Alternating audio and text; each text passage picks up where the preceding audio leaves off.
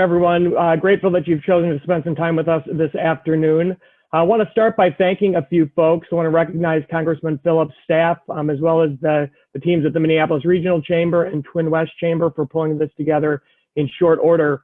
Also want to thank all of you for joining us and for the work that you do in building our regional economy, and recognize the suffering that many of you are going through right now as we manage through this global crisis. 5 weeks ago, a group of us came together to create the Too Local to Fail Coalition. If you're tracking that in COVID years, it was 7 years, 4 months, and 13 days ago. We built this coalition as a recognition that our small business community and the business community at large needed help and support. Really envisioned it to have three components. It started with advocacy. So as we thought about the local, regional, statewide, and federal relief packages that might be necessary to help support in the near and long term, we worked and have been working with local elected leaders, state leaders, and members of our federal delegation to make sure that the right solutions are being brought forward. We've been doing a tremendous amount of education and information. If you visit toolocaltofail.com, tremendous resources to keep you up to speed on the relief that is available and give you tips and tricks to manage through this, as well as hosting events like this, a webinar on the Paycheck Protection Program, and providing access to our policymakers and other thought leaders. And I'm excited to share that we'll move into a phase of engagement next week, leveraging a platform called Hoodstarter, where we're really looking to take the ingenuity and thought leadership of our business community and leaders across the region to crowdsource ideas and bring those forward to our policymakers for how we can continue into a recovery. So look forward to that as we head into the next week. Excited about this effort and the partnerships that are emerging in the midst of this global pandemic and crisis. With that, I see Congressman Dean Phillips, who has been a friend and partner before the global pandemic, and certainly has been a champion for business and for our community in the midst of this. Welcome, Congressman, and thank you for joining us today. Hey, Jonathan, good to be with you, and greetings, everybody. I didn't recognize you. If there are any barbers or beauty shops on the line, everybody's going to do darn good business when we're out of this, my hair included. So I hope everybody's doing okay. I have heartfelt concern for everybody's economic challenges and health challenges, and I know this is unprecedented. I know how painful it is to all. And I just want to let you know I've got your backs. I'm a small business owner myself, as probably most of you know. In fact, I was going through a box last night. I found my great-grandfather's 1962 remarks as he ended his term as president of the Minneapolis Regional Chamber of Commerce. And maybe I'll share that with everybody down the road, because it's some words that we could use even today. But I want to let you know I'm working for you, fighting for you. Here to learn and listen as much as anything else. I'll give you a quick update as to what I've been up to, but I want to hear from you what is not working, of course, so we can fix it, and what is working so we can amplify it. With that, spending my time from morning to late night on Zoom conferences with the governor, with my colleagues around the country, with my colleagues on the Problem Solvers Caucus, 25 Democrats, 25 Republicans, who work together on the quest to do better for the country, do not care about politics. We issued our back to work checklist last week, which we think is the most thoughtful intersection between safety and speed to get our economy reopened, and all of your doors reopened as well. Wrote a letter just 2 weeks ago to Secretary Mnuchin, arguing strongly for rules changes necessary for the PPP program and EIDL programs. I'm sure many of you have suffered from the inability to access the funds, from the 75-25 rule, from the 8-week window, and other covenant issues, including one today that we're learning. Now the IRS plans to consider the forgivable portion of all these loans as income, taxable income. So we have a lot more work to do, and I've got your back. And what I want to do today is answer your questions, listen to your concerns, your criticisms, but most importantly, let you know that it's being heard. And while Minnesota has done better than most in distributing PPP money, primarily because of our community bankers, 400 banks affiliated with the SBA in Minnesota, more than any other state. In the first round, we had 46,000 businesses obtain loans, over $9 billion worth. I'm also arguing strongly for oversight, accountability, and transparency, because right now, even members of Congress don't know where the money is going, where it's flowing, and how it's being used. And we should not just rely on public shaming of those who might be violating the spirit of the law. We've got to provide oversight, and that's one of my primary focuses and objectives right now. We've already done a number of bills, as you know. We're working on another one yet, the CARES Act Part 2. Hope to be voting on that next week. I do not consider that to be the last. I think we're still in the relief phase, and then soon we have to move on to recovery phase. And I don't want to just help all of you survive. I want to help you thrive. So I'll be focused as much on the recovery effort and reigniting the economy, and most importantly, trying to find ways to inspire consumers to want to spend again, because the consumer psychology is going to change considerably, as you all know, as we emerge from this. And we're going to have a lot of work to do. So with that, Jonathan, I think I'll turn it back over to you for questions and anything that's on your minds. I'm happy to listen, entertain, and most importantly, share with my team so we can elevate it in Washington as soon as possible. Thank you, Congressman. So I know that folks are going to be submitting questions as we go. We have a few questions that we have kind of pre-curated. I'd start with, you mentioned that you're a small business owner, and many of us know that. Can you, give us a little bit of an overview of how this is impacting your business directly? Because I suspect it's similar to what many of our stakeholders are experiencing. Yeah, Jonathan, some of you might know my background, of course, was first in the distilling business, Phillips Distilling and Belvedere Vodka. After that, Talenti Gelato, which we sold to Unilever a few years ago. And now with some partners, I'm the proprietor of Penny's Coffee. We have 3 shops throughout the Twin Cities, 1 in the Mall of America, so 4 units altogether. And as all of you have suffered, so have we. Obviously, because we're a cafe environment, had to close our doors. We just started what we call Penny's Pantry, so we're doing kind of a takeout and delivery service just to try to generate some revenue to keep our people paid. I should let you all know too that we elected not to pursue PPP funds because frankly, as much as they're needed and warranted and frankly ethical, as long as there are others in need, I believe as a member of Congress and one who votes on this legislation, that money should be for only others, not for members of Congress, no matter how important it is. So had to shovel a lot of cash into the business to keep our people paid, keep the lights on, and it's difficult. And some are predicting that 60% of independent restaurants, cafes may not even reopen after we emerge from this, which gives you a good sense and perhaps a metaphor for how small businesses generally are suffering. And as we get out of this, any enterprise that's predicated on public gathering is going to struggle. And we have to be cognizant of that. I'm being a very passionate advocate to ensure we provide the relief and support necessary for all of you who might be in those positions. So you mentioned the PPP, Paycheck Protection Program. Let's talk about that a little bit. The first round of the program, obviously within 10 days, the resources were exhausted. It brought back another significant amount of resources for a second round. We anticipate that those could be gone in an even shorter period of time. However, the initial statistics on it suggest that the loans are lower, so it's doing what it's supposed to do and supporting Main Street businesses across the country. Do you anticipate the potential for a third round of PPP loans? I do, Jonathan. I think that we'll be doing another CARES Act soon. I think the focus of that will be on support for our states and municipal governments that are also in very dire straits. But I believe we have an obligation to ensure that as long as there are small businesses in need, there should be resources made available to be accessed. And it's an extraordinary amount of money, but it's an extraordinary challenge that we face. So I think the answer is yes. I'm pleased to see that the average loan has dropped considerably, which means it's getting to small businesses. But I know there are just far too many. I speak to business owners every day that are struggling to access the program, particularly those working through larger banks. I've been encouraging those struggling to do so to connect with a community banker. And we've got so many wonderful ones in our community.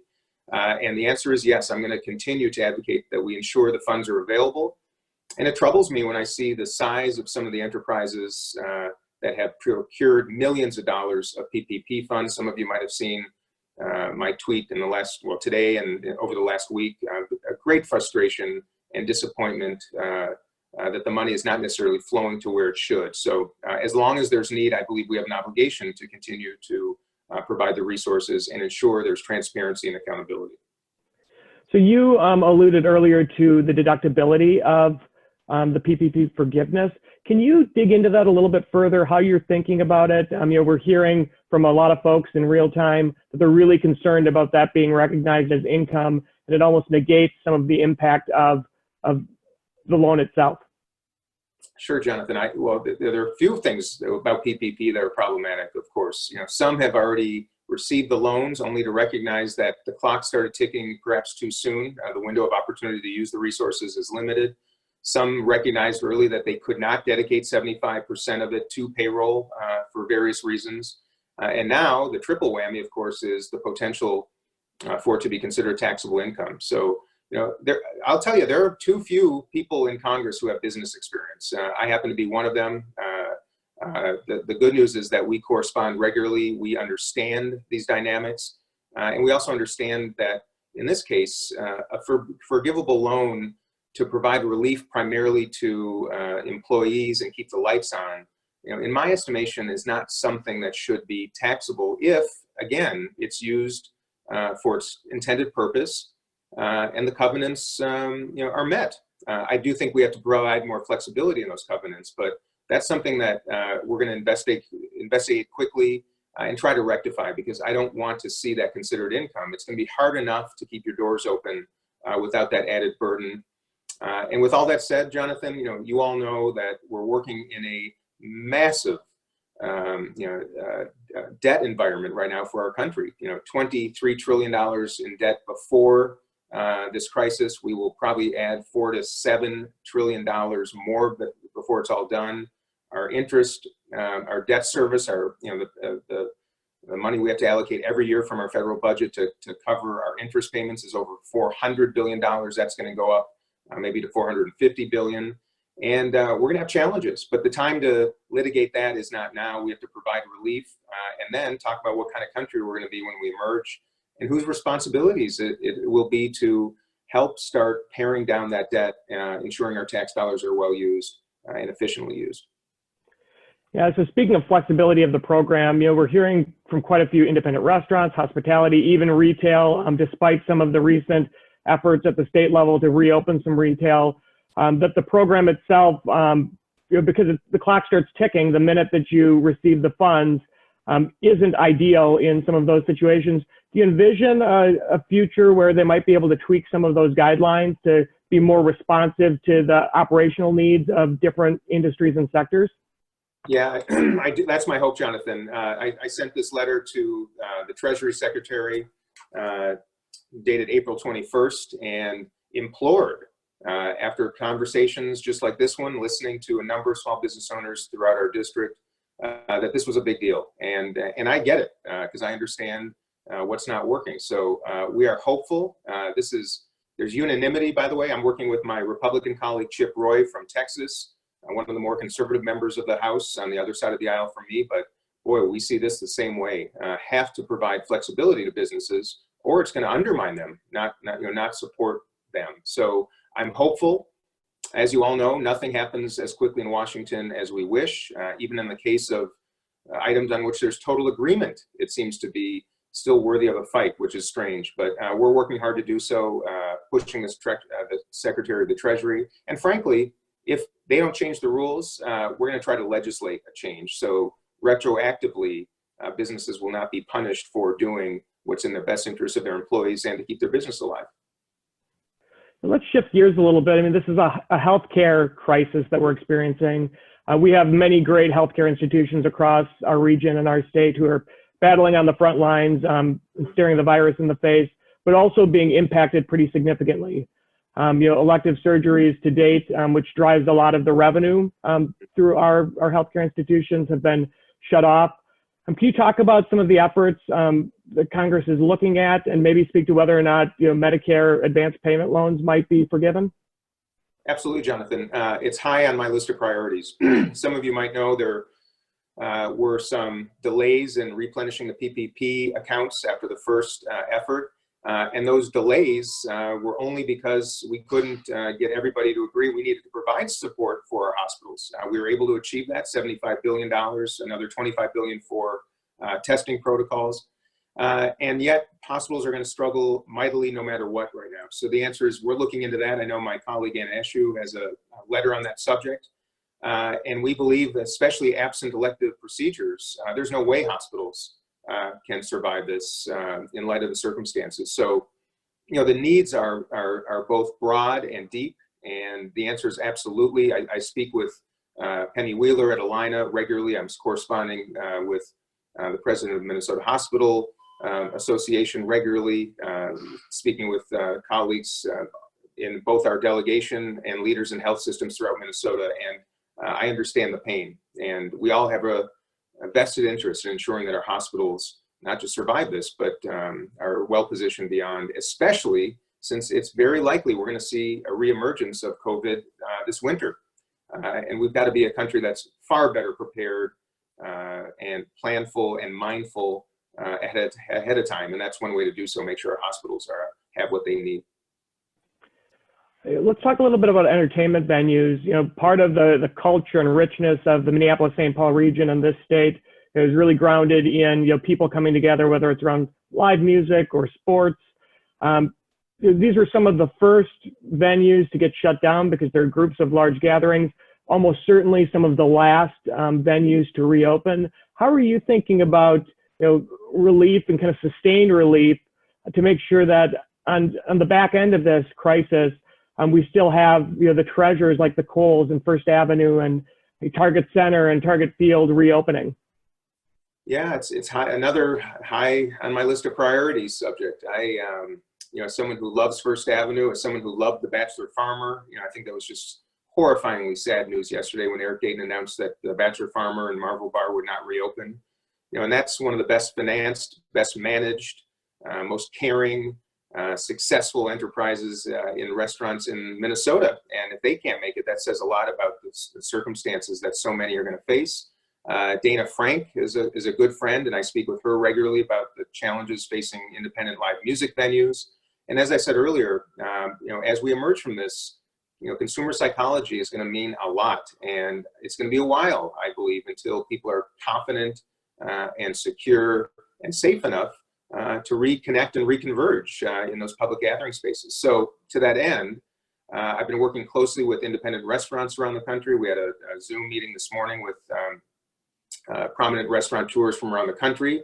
My advice to them is the same as it is to everybody. Squeaky wheels get the grease, and you got to form coalitions. And I'm working right now to connect live music venue owners with bars, independent restaurants, cafes, coffee shops. The more we can broaden the effort, the more likely we are to succeed. And at the end of the day, most small businesses are facing the same headwinds, but particularly those that rely on big public gatherings. So I have a special place in my heart for them, and I'm working diligently to try to find a way to provide relief, particularly for those categories that are going to be the most hurt, even as we emerge from this. You know, not the case for, dry cleaners or, you know, smaller retail venues or businesses that are not as reliant on big gatherings, but we have to be mindful of everybody. And my job is to listen, learn, and advocate, and that's exactly what I'm going to do. And to that end, you've talked a lot about, you know, other countries and other parts of the globe that are reopening or that are experiencing unemployment differently, or experiencing the transmission of the disease differently. What are kind of the best and brightest ideas that you've seen as you've been, you know, looking outward, and what might we bring those ideas to Minnesota and to our country? Yeah, so Jonathan, I'm sure like everybody on the call would agree that if we're going to be an exceptional America, which I believe we are, that does not mean that every great idea is born here. And I think our government, both at the state, federal, and local levels, should be looking to best practices all around the world. And what I tweeted just a couple of days ago was we should be looking to Europe, that has kept their unemployment from skyrocketing like it has in the United States. How have they done so? Primarily through direct federal assistance to employees, paycheck protection notions, but not through middlemen and through banks, right to people. So we should learn from that. We should learn from South Korea. How did they discover their first case of COVID around the same day that the United States did? Yet they only have 247 deaths as of a couple of days ago, and we're approaching 60,000. We should learn from them. We should learn from countries that are deploying technology to trace episodes of outbreaks and better manage them. We have to learn. And just like any business does to succeed, you look for best practices, you benchmark. And I think we got to do a better job of that in not just COVID recovery, but other areas. We're going to be a different country when we emerge from this. I think we have to identify ways to practice more compassionate capitalism, ensure more opportunity available to more people, and especially to entrepreneurs and small business owners. We need incentive, but we also need the kind of basic infrastructure and culture that supports innovative ideas and people that want to start their own businesses. And so to that end, one of my mandates is going to be to do that.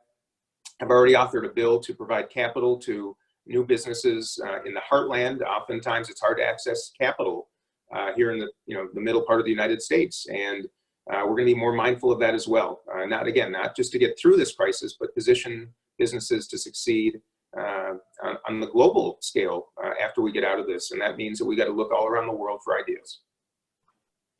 We talk a lot about local in the context of businesses, but also in the context of relief. The first several packages of stimulus have really focused on state level and large cities and counties. So really have left out, even some of our center cities and certainly local communities across our suburbs, many in your district. How are you thinking about making sure that the resources flow down to where they're likely needed the most? Every level of government is going to need some support as we work through this. Well, Jonathan, as is often the case in Washington, lines are drawn in the sand, and Democrats have made it very clear that the next bill has to contain state and local relief. And I believe that's important. Mitch McConnell has made it clear that the next bill has to include some alleviation of risk, legal risk to enterprises that reopen so that they can't be sued en masse if someone gets sick, their employees or their customers. And frankly, I think both are important, and there should be a thoughtful way to navigate both and ensure they're accomplished.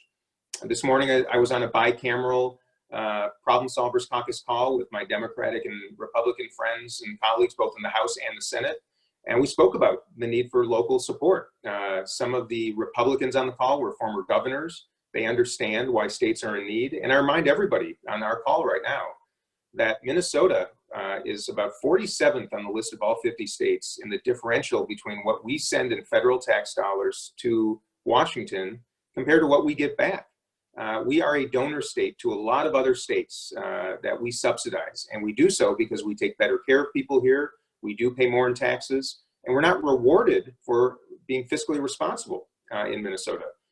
We have to start getting together as a delegation, being better advocates, and ensuring that dollars flow back here, and we don't continue to be just a donor state and be punished for doing better by people and by businesses. And that's one of my other mandates right now.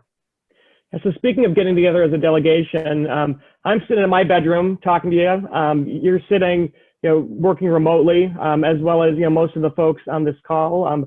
We're experiencing things like distance learning and navigating our work environments differently. How has that changed your interaction with your colleagues, both the state delegation, but generally the work of governing in Congress? Jonathan, it's a little bit of a paradox. Because so many of us are now working out of our homes, we're working as hard as ever from sun up to sundown, and we're doing it just like this on Zoom and conference calls. And I can tell you with some authority that I'm speaking with more people more regularly, being able to listen more, understand more, consider more because of this new dynamic. When you're in Washington, when we're in session in Washington, we're running like mice all around the Capitol Hill, back and forth to meetings. My colleagues are spending 10,000 hours per week raising money. There's a little bit of an irony right now and a silver lining in that we're better able to listen right now and connect with constituents, even if it's virtually. What we lack is the basics of technology in Congress. We're still a 19th century institution, trying to navigate a 21st century world. And I'm frustrated, and I'm not ashamed to say it. I'm frustrated with leadership on both sides of the aisle in Washington. We should have been prepared for this. We should have virtual hearings already going on. We should have virtual conversations. We should also have remote voting in times of a national crisis like this one. Absent that, we're not doing our jobs the way we could be doing. And it is not in anybody's best interest to reconvene 430 people in a chamber with another 1,000 staff members from every part of the country who then go home 3 days later back to their districts, further circulating the virus. We should be able to do a lot the way we're doing this right now. And some of the younger members of Congress, myself included, we have 92 freshmen. We are banding together, Democrats and Republicans, encouraging a big change to process, employing technology where appropriate, and becoming more efficient in our organizational, physical, and social construct of a Congress that really needs to adapt. And I'm hoping that we don't lose this opportunity in a crisis to do so. You know, an idea that's been brought forward a number of times is around business interruption insurance. It's an investment that many companies make, but in many cases does not cover a global pandemic. So you can submit your claim, but they're getting declined. Any discussion in Congress and as part of the relief packages of exploring some sort of a reinsurance or pool to move business interruption insurance as an option? Yeah, Jonathan. In fact, on a recent call with Republican Whip Steve Scalise, I brought that very subject up. And the following week, I co-sponsored a bill with my friend and colleague from Pennsylvania, Republican Brian Fitzpatrick, that proposes just that we deploy to increase the size of the pipeline to small businesses, that we have a federal backstop for business interruption insurance in the case of a national crisis like this one.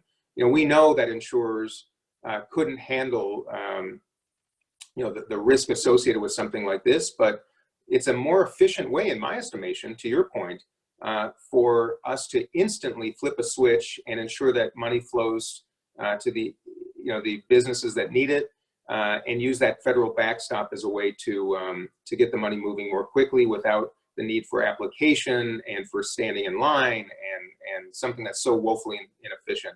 So the answer is yes. Prospectively, we're working on that, like anything else in Washington, it's slow moving, but I do think that is something worthy of consideration, and I'm open to any ideas, and I think that's something that we should be absolutely considering. Let's talk a little bit about the supply chain. Minnesota and our region, your district, is home to companies that are literally feeding the world. We've experienced a little bit of a breakdown in the global supply chain, something that we have really relied on as a country for the last several decades.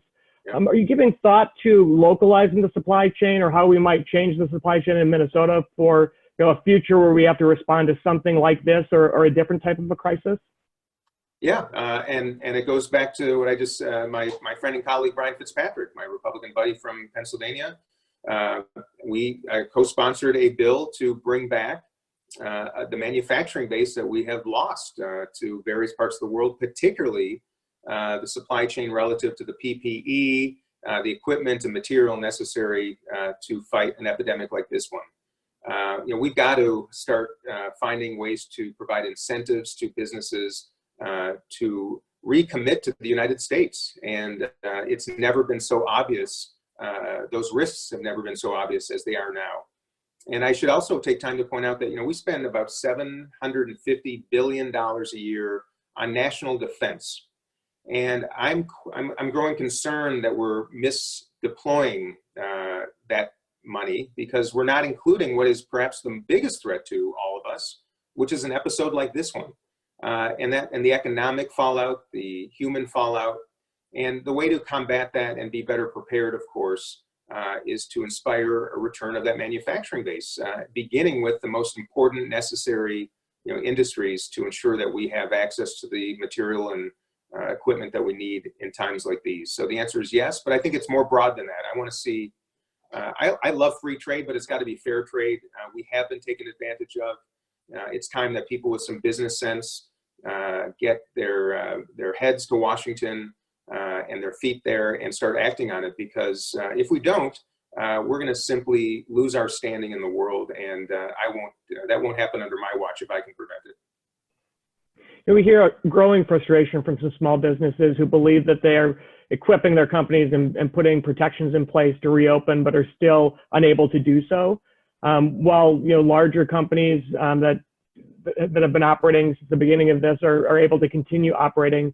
So what's your thinking on, kind of the disparity between small businesses and large businesses and how they're being allowed to operate? Well, Jonathan, I believe in equity, and I'm not sure we have that now. I want to compliment our governor. I do believe he has handled this as well as any governor in the country. There's a reason that our death load is lighter than many states. It's heavily concentrated, of course, in congregant facilities and residences. But I know it's frustrating, and nobody wants to see us get back to business as much as I do. But we have to find that intersection between safety and speed. What does trouble me, and I understand why people are frustrated, is if you own a small furniture shop and you couldn't be open, but Home Depot is open for business with hundreds of people in line and filled parking lots, yeah, that's frustrating, and I don't blame you. And we've shared that with the governor. He understands. I do believe he's doing the best he can to listen and do what he believes is in the best interest of saving lives and preserving health. But I do understand all of you, and I think the more you can share with me about some of those inequities that I can elevate, I surely will. I've done so already. And I understand the frustration. I don't like to see that either. And most importantly, I want to see local small businesses be on at least equal footing with the larger enterprises, if not some degree of preference. So I'd like to see almost the opposite. And that's what we're trying to do, is prevent large gatherings. Smaller businesses are actually better prepared and able to limit that and put the appropriate protocols in place. And I understand your frustration. I've shared it. As you know, this is not something at the federal level we have purview over, but we are doing our best to influence those who need to hear that perspective, and that's exactly what I'm doing. So, I mean, you've offered and been really responsive to folks as they've wanted to reach out to your office. Any other advice that you have for small business owners and business leaders who are maybe frustrated or have some ideas? Where should they be taking those ideas? And well, I invite you to share them with me. That's one thing. I just testified in front of the Small Business Committee about 10 days ago when I was in Washington. I shared the story of a local business, particularly that has been frustrated and hard hit by this and the lack of access to PPP. So please share your stories with me, especially if you're in the district. I want to hear them. I listen to them. My staff is extraordinarily attentive and finds what you share with us to be the most important information that we can elevate to Washington. I encourage you to check out the SBA.gov website to stay up to date on the most recent kind of rules and updates. I think that coalition building and frankly the chambers. I will say this: when you aggregate your advocacy, it means a lot, and it goes a lot further. 501c6s, by the way, chambers is something else I'm advocating for. My Republican colleagues objected to including 501c6s in the first CARES Act. We're trying to rectify that because we believe that chambers should be treated like other organizations. So my advice is to keep the faith. I hate to ask you to be patient because I know you've been sharing that in abundance. But rest assured, there are a lot of us working awfully hard right now to, against all odds, to listen to the stories, identify what's broken, try to fix it, amplify what's working. So please share with us. My website has a portal by which you can send an email. My Chief of Staff, Zach Rodbold, is on this call. He's connected, of course, both to Twin West and to the Minneapolis Chamber. And we want to hear from you. And that's what I can ask, and that's what I'm going to continue to do. Shifting gears a little bit, 6 weeks ago, which seems like a lifetime, Minnesota was at historically low unemployment, basically full employment, but we were wrestling with some significant disparities and inequities across our population, particularly between our white population and population of color. Unemployment wasn't realized uniformly. We still had double-digit unemployment in our Black community, boasting some of the worst academic outcomes with an achievement gap between students of color and white students. As we think about heading into a recovery, we know that we left an economy that was booming, but it wasn't working for everyone. What can we be thinking about as we think about housing and workforce and mobility and creating an environment in this region that works more uniformly? Well, that's on my mind every day, Jonathan, and it was before the crisis, and I think it only now elevates the need for that national discussion about what kind of country do we want to be and what opportunity do we wish to afford to all. I was on a Zoom call yesterday with minority-owned businesses and heard firsthand how they're suffering for so many reasons. And our last CARES Act, the replenishment bill, we peeled aside a significant pool of resources to specifically try to address and make its way into minority business communities. I'm hopeful that that will help a little bit. But to your question, there's a lot more work to do. And the answer is we all have to share ideas and elevate them and unify. We're only going to be a great country as far as we can measure that opportunity is available to everybody. And I don't think that right now it is. And that, to your point, that means workforce development, means access to transit, affordable housing. There's so much. Access to healthcare. We still remain the only developed nation in the world, that doesn't have some type of healthcare for everybody in some context. And I'm not advocating for single payer, but I am advocating that we should be a country that chooses to ensure that everybody has access to healthcare. It's in our best interest. And high quality education, infrastructure. I do believe that's one area that we might come together finally on because our shortfalls are becoming so glaringly obvious. We need to invest in our roads and bridges and electrical grid. We need broadband to be available to everybody in this country so you can operate your small business on a level playing field with not just competitors around our country, but around the world. So we need to have these conversations. I'm a capitalist. I'm proud of it. We need businesses. I'm disappointed how the business community is often treated by certain people and groups in our country. We have got to show our better sides, our better angels, and we have to talk about compassionate capitalism. And I think a great starting point is chambers like yours to start ideating, innovating, and demanding that opportunity be available to more people.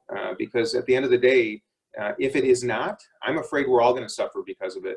And we still have time, I believe, to act, and we shouldn't miss this opportunity that this crisis presents to do so. And on that subject, I also welcome your ideas and the possibilities that you can share with me, because we have to do better by more people. And we throw the word crisis around quite a bit these days. We had a housing crisis before all of this started. I think we're feeling it more acutely and will continue to. Can you give us some of your thinking about how we can incentivize affordable home building across our region and our state, and what role Congress could potentially play in that? Yeah, there's no better example of where it requires the federal government, state and local governments, NGOs on occasion, and the private sector to come together to get something done. And we have a woeful lack of production to meet our needs in this country. Granted, that might change a little bit, those numbers, as we emerge from this, but in general terms, we simply have a supply and demand issue. There's more demand than we have supply. And this is not rocket science. It requires intention and collaboration. I think we're doing a little bit better here than other parts of the country, partially because we're not landlocked like others are, but we have to do better. And we have to connect that development to transit. We have to ensure that families can afford to have a roof over their head, because if they can't, how can we expect those same families to to survive in the job market? It seems elementary to me, and we got to do better. I also believe there might be a fundamental shift amongst millennials who are choosing right now to live in rental buildings. I think there's an appetite right now to have a little backyard, to be able to get outside in a neighborhood, to have the place that you call your own, not to be having to take an elevator and live around 1,000 people during a pandemic. So I think we might see a little bit of a shift to more housing building, because there might be a generation that might change its perspectives coming up. And that's not a bad thing. But we have to be prepared for that, and we should be providing incentives to accommodate that as well. Got a couple of specific questions here. You mentioned that one of your locations is at the Mall of America, a little bit of a different environment than a standalone or a strip mall type of an environment. How are you managing, and what are you hearing from other operators in the mall while they're effectively shut down? Yeah, well, I should say our operation in the mall is in partnership with Lululemon at their flagship store, and of course we're essentially out of business right now, This is hurting everybody. And just because a company is big or has hundreds, if not thousands of stores around the country, economic pain is economic pain. A lot of these companies are highly leveraged. And at the end of the day, what I care about more than anything else, I care about the investors, of course I do, but I care about the people. I care about the workforce. I care about the hourly workers in retail shops all around the country and in many of your businesses that rely on you. And I know the burden of being relied upon for paychecks. It's difficult for everybody. So that pain is palpable. I've been in touch, of course, with the ownership of the Mall of America, trying to identify ways that we can, thoughtfully and safely start returning this economy to a place where at least people can start spending money again. What saddens me, and I'm sure it's on your minds too, is that some of the biggest enterprises are the biggest beneficiaries right now. Amazon, for example. I think that psychology and people now accustomed to ordering online and having it delivered to your door, that's going to hurt retail. It's going to hurt malls. Malls are already being converted in many cases to entertainment venues, and that's complicated because it's another gathering spot. So again, I'm thinking as much about the employees of the firms and businesses that operate in these malls as anything. And just because an enterprise is big does not make it bad. That's another thing I need to dissuade people of, because the biggest employ a lot of people, and that's important too. So I want everybody to be treated fairly, equitably, but I do have a certain soft spot in my heart for small businesses, because without them, we would be an entirely different world and country, and not one that I'd be very fond of without all of you.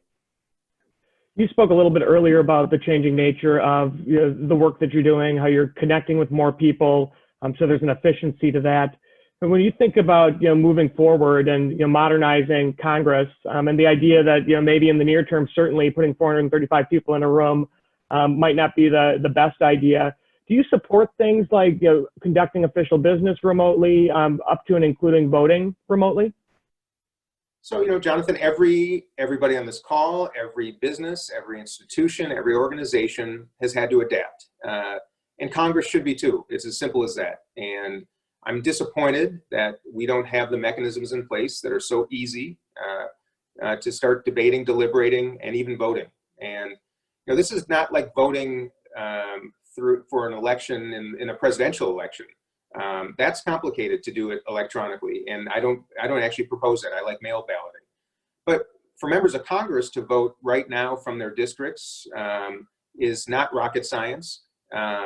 It's transparent. A member would cast his or her vote. It would be posted. If somehow something went wrong or got changed, that member would be aware and they'd have time to correct it. It's not hard. And furthermore, hearings and deliberation. Zoom is a perfect portal to do that. And we're so frustrated, many of us, with leadership on both sides of the aisle, that we've actually started doing that ourselves. We're having the Problem Solvers Caucus is doing a mock hearing next week to demonstrate how well this can work. Now, I'm not saying that just because we can't vote remotely that we're not getting anything done. We're getting a ton done. In fact, I would argue a lot more done than is typical because of the acuteness of the crisis.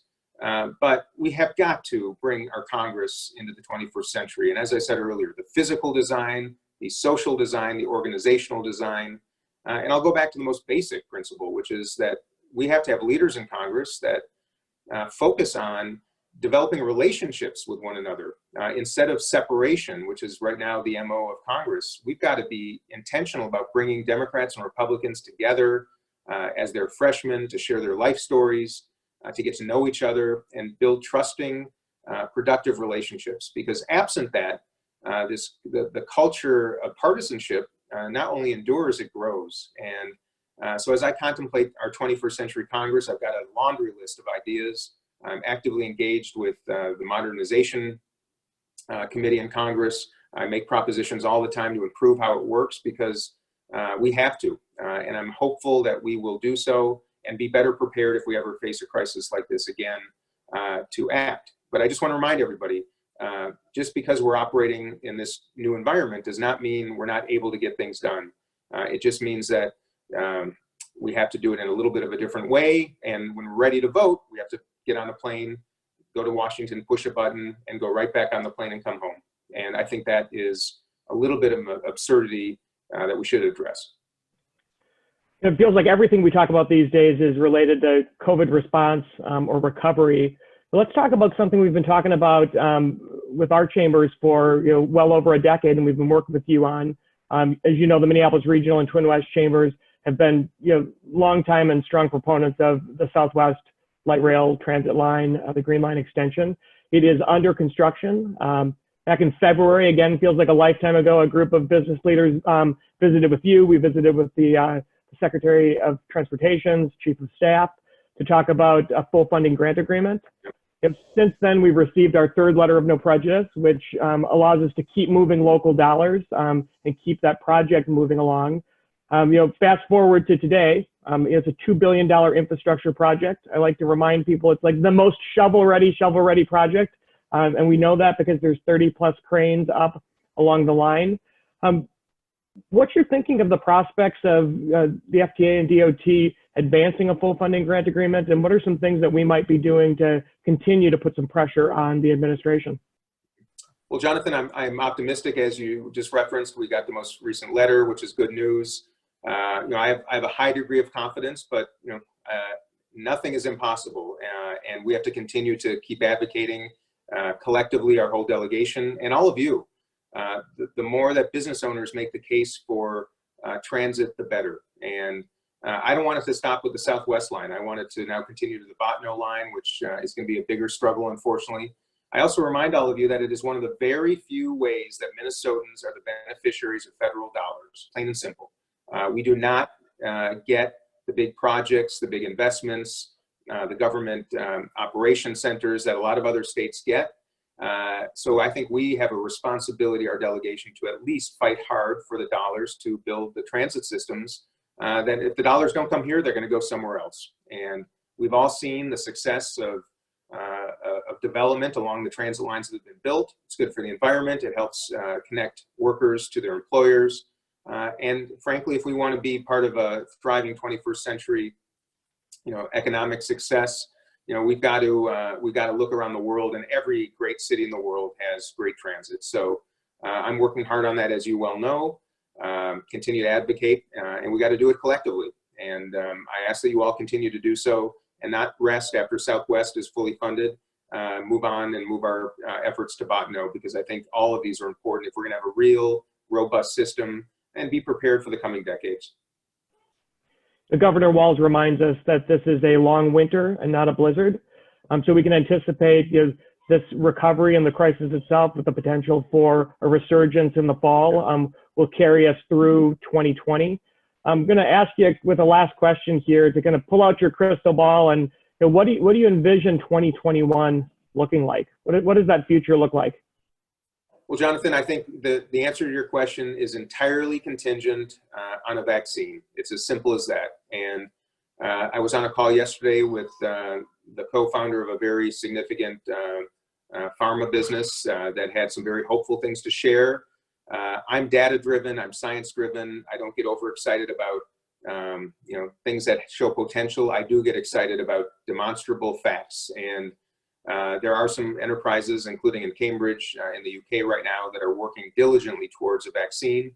And once we have that, not just have the vaccine, but can distribute it and deploy it effectively and efficiently, then I think 2021 could be not just a year of recovery, but a blossoming.